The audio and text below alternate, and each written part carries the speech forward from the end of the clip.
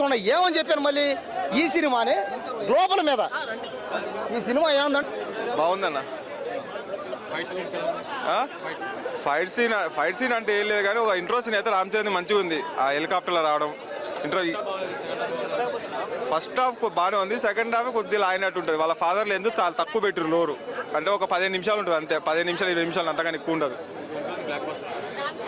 Sankranti black buster అంటే ఇంకా డాకుమారా సంక్రాంతికి వస్తున్నాగా అవి చూసినాక డిసైడ్ చేయాలి ఏది బ్లాక్ బాస్టర్ వేద్దాం.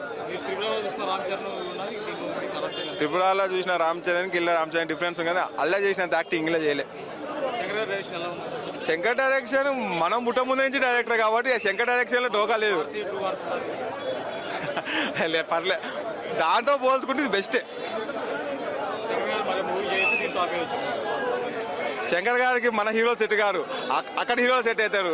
కమల్ హాసన్, రజనీకాంత్ వాళ్ళైతే సెట్ అవుతారు. వాళ్ళ హీరో ఆ డైరెక్టర్ మన రోజులు పనిచేయలేరు ఇక్కడ ఓవరాల్గా.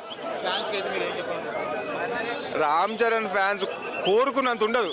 దీని పక్కా డైహార్డ్ ఫ్యాన్ ప్రభాస్, పక్కా డైహార్డ్ ఫ్యాన్ ప్రభాస్ నేను. కానీ నాకు రామ్ చరణ్ ఇష్టమే. రామ్ చరణ్ ఫ్యాన్స్కి రీచ్ అయ్యేంత లెవెల్ లేదు, నార్మల్. చెప్తున్నా కానీ పక్కా నీ ప్రభాస్ ఫ్యాన్ని. రామ్ చరణ్ సినిమాలు కూడా చూస్తా, కానీ రామ్ చరణ్ ఫ్యాన్స్ కిక్ ఇచ్చేంత సీన్ ఇల్లే ఏది లేదు, హై లేదు. ఒకసారి చూడొచ్చు అన్న. అంటే మనం చదువుకున్న వాళ్ళు ఏం చేయగలరు అని ఒక మెసేజ్ ఇచ్చే మూవీస్ని మనం ఎంకరేజ్ చేయాలి. మీడియా వాళ్ళు కూడా చాలా ఎంకరేజ్ చేయాలి దీన్ని. నేను దాని గురించి ఏం చెప్పలేదండి. ఇప్పుడు ఏదైనా కావచ్చు, ఇప్పుడు కమర్షియల్ ఫుల్ ఓరియంటెడ్ అయిపోయి మనం దానికి ఎంకరేజ్ చేస్తున్నాం. I appreciate it. ఫ్యాన్స్గా మనం కమర్షియల్ కూడా ఎంటర్టైన్ చేస్తున్నాం. You are being entertain. అది కాకుండా కూడా ఇలాంటి మెసేజ్ ఓరియంటెడ్ సినిమాలు కూడా మనం పైకి తీసుకురావాలి. ఖచ్చితంగా మనం మౌత్ పబ్లిసిటీ చేయాలి. దీనికి వాళ్ళు పబ్లిసిటీ చేయాల్సిన అవసరం లేదు, మనమే పబ్లిసిటీ చేయాలి.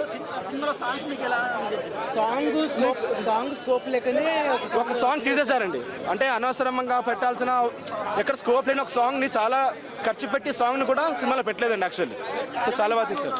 ఏదండి అది ఉంది, అది లేదు. నాన్న హైరానా సాంగ్ లేదు మూవీలో, అదే లేదు. అంత